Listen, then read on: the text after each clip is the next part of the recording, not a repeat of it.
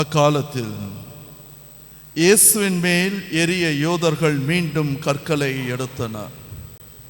இயேசு அவர்களை பார்த்து, தந்தையின் சொற்படி பல நற்செயல்களை உங்கள் முன் செய்து காட்டியிருக்கின்றேன். அவற்றுள் எச்செயலுக்காக என்மேல் கல்லெறிய பார்க்கிறீர்கள் என்று கேட்டார். யூதர்கள் மறுமொழியாக, நற்செயல்களுக்காக அல்ல, இறைவனை பழித்துரைத்ததற்காகவே மேல் கல் எறிகிறோம். ஏனெனில் மனிதனாகிய நீ உன்னையே கடவுளாக்கிக் கொள்கிறாய் என்றார்கள். இயேசு அவர்களை பார்த்து, நீங்கள் தெய்வங்கள் என நான் கூறினேன் என்று உங்கள் மறைநூலில் எழுதியுள்ளது அல்லவா? கடவுளுடைய வார்த்தையை பெற்று கொண்டவர்களே தெய்வங்கள் என்று சொல்லப்படுகிறார்கள். மறைநூல் வாக்கு என்றும் அழியாது. அப்படியானால் தந்தையால் அர்ப்பணிக்கப்பட்டு அவரால் உலகிற்கு அனுப்பப்பட்ட நான் என்னை இறைமகன் என்று சொல்லிக் கொண்டதற்காக இறைவனை பழித்துரைக்கிறாய் என நீங்கள் எப்படி சொல்லலாம்? நான் என் தந்தைக்குரிய செயல்களை செய்யவில்லை என்றால் நீங்கள் என்னை நம்ப வேண்டாம். ஆனால் நான் அவற்றை செய்தால் என்னை நம்பாவிடினும் என் செயல்களையாவது நம்புங்கள். அதன் மூலம் தந்தை என்னுள்ளும் நான் அவருள்ளும் இருப்பதை அறிந்துணர்வீர்கள் என்றார். இதை கேட்டு அவர்கள் அவரை மீண்டும் பிடிக்க முயன்றார்கள். ஆனால் அவர்கள் கையில் அகப்படாமல் அவர் அங்கிருந்து சென்றார். யோர்தானுக்கு அப்பால் யோவான் முதலில் திருமுழுக்கு கொடுத்து வந்த இடத்திற்கு இயேசு மீண்டும் சென்று அங்கே தங்கினார். பலர் அவரிடம் வந்தனர். அவர்கள், யோவான் அரும் அடையாளம் எதையும் செய்யவில்லை, ஆனால் அவர் இவரை பற்றி சொன்னதெல்லாம் உண்மையாயிற்று என பேசிக்கொண்டனர். அங்கே பலர் இயேசுவிடம் விசுவாசம் கொண்டனர். இது கிறிஸ்து வழங்கும் நற்செய்தி. கிறிஸ்துவே உமக்கு புகழ்.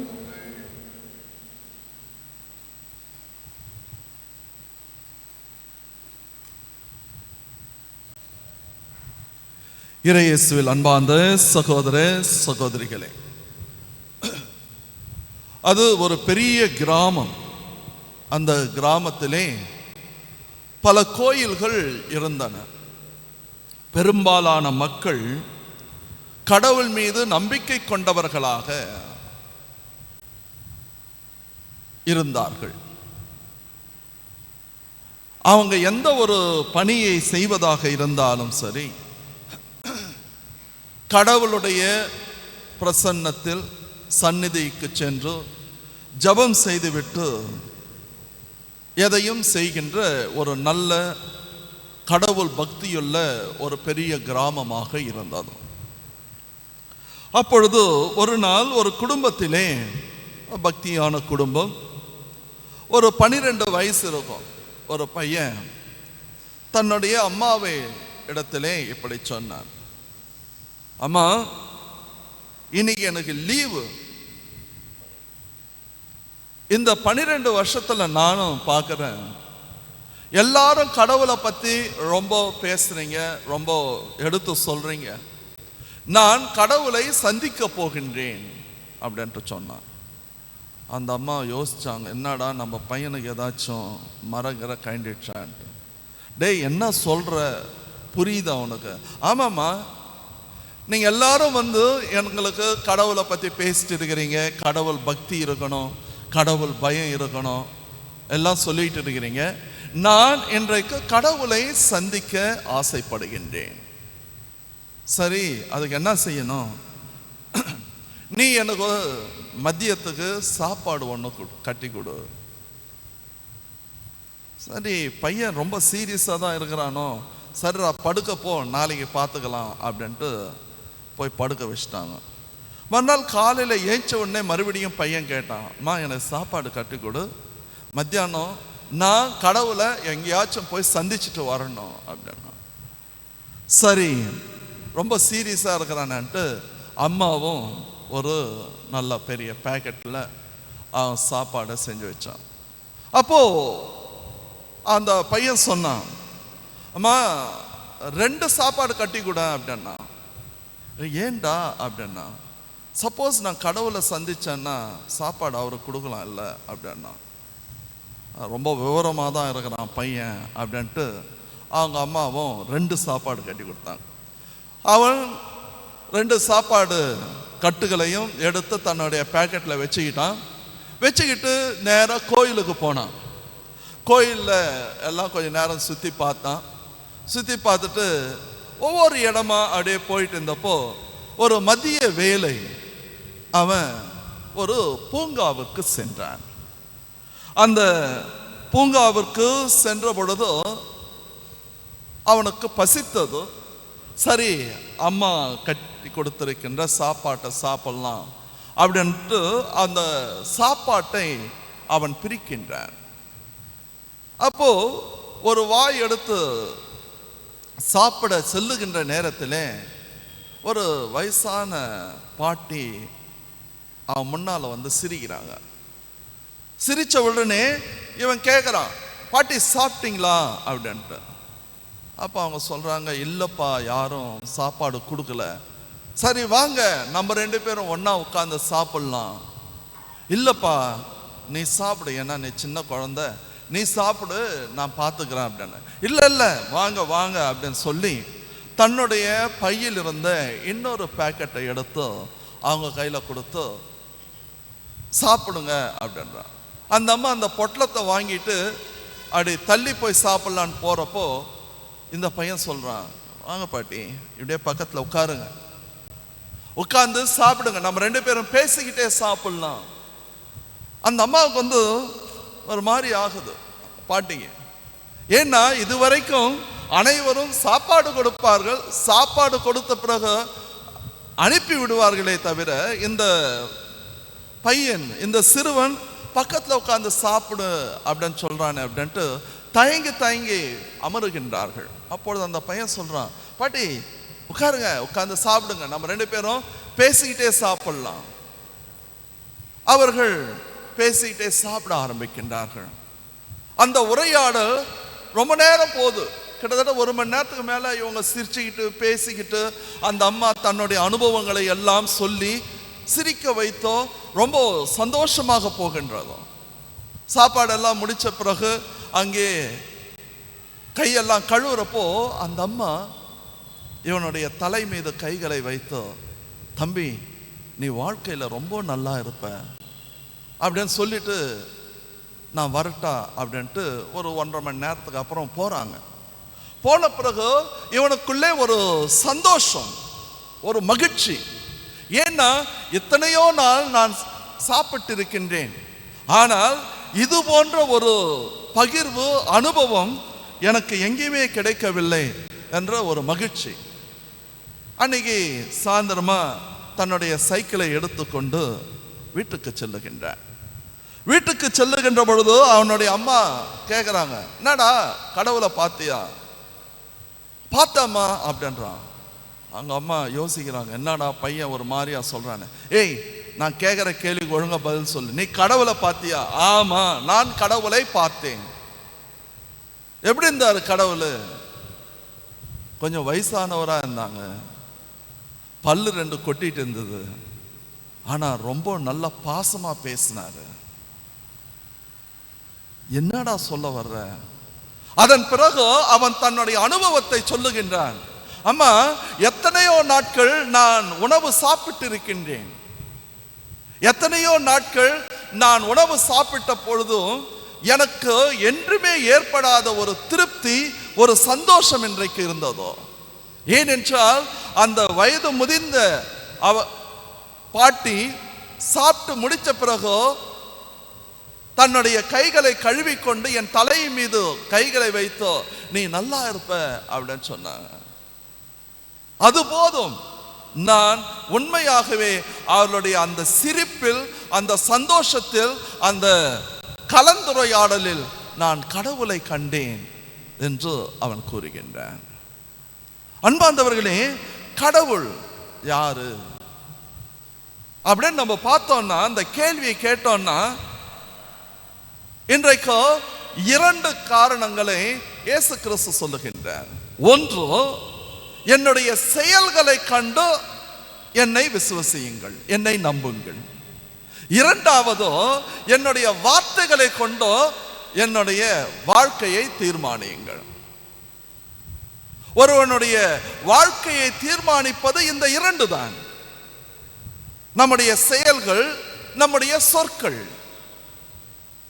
பல நேரங்களிலே நாம் நம்முடைய செயல்களின் வழியாக, நம்மளுடைய சொற்களின் வழியாக தான் நாம் யார் என்பதை அடுத்தவர்களுக்கு எடுத்து சொல்லுகின்றோம். இன்றைக்கு இயேசு கிறிஸ்து கேட்கின்றார், நீங்கள் என்னை ஒரு இறைமகனாக ஏற்றுக்கொள்ளவில்லை என்றாலும் பரவாயில்லை, என்னுடைய செயல்களை பாருங்கள், நான் எவ்வளவோ நல்லது செஞ்சிருக்கிறேன். அந்த செயல்களை கண்டு என்னை நீங்கள் கடவுளாக ஏற்றுக்கொள்ளுங்கள். இரண்டாவது, நான் போதித்திருக்கின்ற போதனைகளை பாருங்கள். ஆனால் யூதர்கள் இயேசு கிறிஸ்துனுடைய நல்ல செயல்களை அறிந்திருந்தும் அவரை ஏற்றுக்கொள்வதற்கு தயாராக இல்லை. ஏன்னா அவருடைய பெயரும் புகழும் அன்றைய காலகட்டத்தில் சாதாரண பரிசேயர்கள், சதுசேயர்கள் படித்த அனைவரையும் விட, கைப்பாஸ் அன்னாஸை விட பெரியதாக இருந்ததோ. அதனால தான் சொல்றாங்க, அவர் எங்க போனாலும் ஒரு பெரிய கூட்டம் சென்று கொண்டே இருக்கின்றதோ. அவர்களுடைய பொறாமை இயேசு கிறிஸ்துவை ஏற்றுக்கொள்வதற்கு தயாராக இல்லை. இரண்டாவதாக பார்க்கின்ற பொழுது அவருடைய சொற்கள், அது வரைக்கும் பல்லுக்கு பல் கண்ணுக்கு கண் என்று ஹோமராபியினுடைய வார்த்தைகள் தான் ஒவ்வொரு மனிதனுடைய வாழ்க்கையாக இருந்தது. ஆனால் முதல்ல ஒரு மனிதன் வித்தியாசமாக சொல்லுகின்றான். ஒரு கன்னத்தில் அறைந்தால் மறு கன்னத்தை காட்டு. அன்றைய யூத சமுதாயத்திற்கும் அந்த உலக இருக்கின்ற அனைத்து மக்களுக்குமே இது ஒரு புதியதாக இருந்ததோ. அயலான் என்பவன் ஒரு யூதனுக்கு இன்னொரு யூதன்.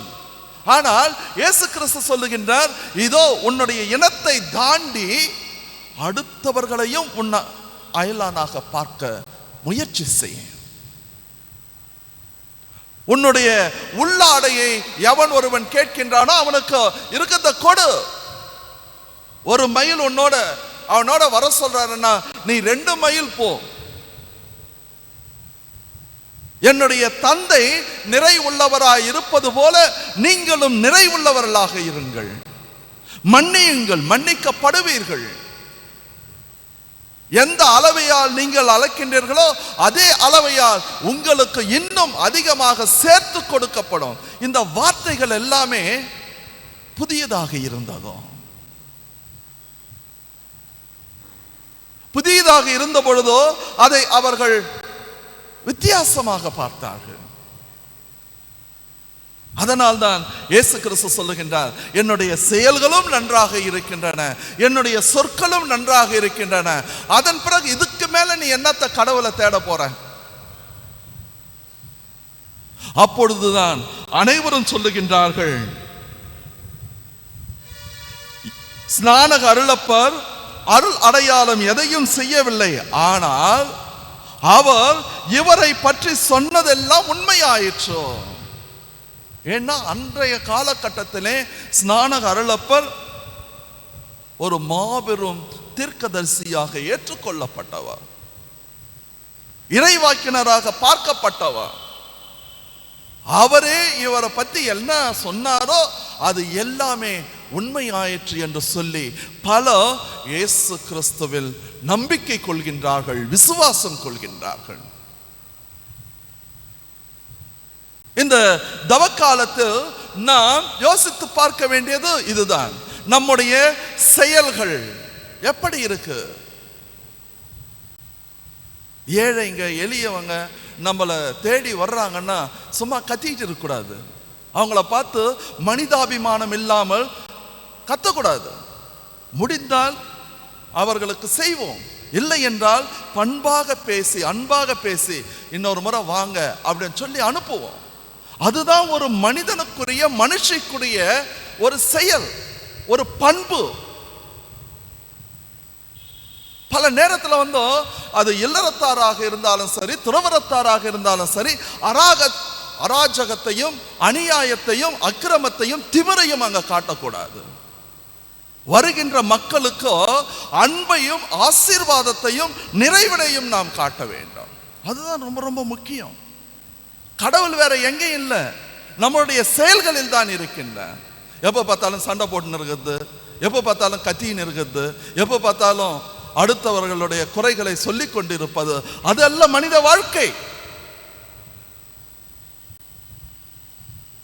மாறாக முடிந்தவரை மன்னித்து ஏற்றுக்கொள்வதுதான் நம்முடைய செயல்களாக இருக்க வேண்டாம். இரண்டாவதாக பார்க்கின்ற பொழுது நம்முடைய சொற்கள், நம்ம எப்படி பேசுறோம். புனித தொன் போஸ்கோ அழகாக சொல்லுவார், இதோ உன்னுடைய வார்த்தைகள் தான் நீ யார் என்பதை அடுத்தவர்களுக்கு காட்டுகின்றதோ. உன்னுடைய வார்த்தைகள் உன்னுடைய வாயிலிருந்து வெளியே வந்த பிறகு நீ வார்த்தைகளுக்கு அடிமையாக மாறுகின்றாய், அவைதான் உனக்கு எஜமானாக இருக்கின்றன. எதுவா இருந்தாலும் உண்மையை பேசுவதோ, நியாயத்தை எடுத்து சொல்வதோ.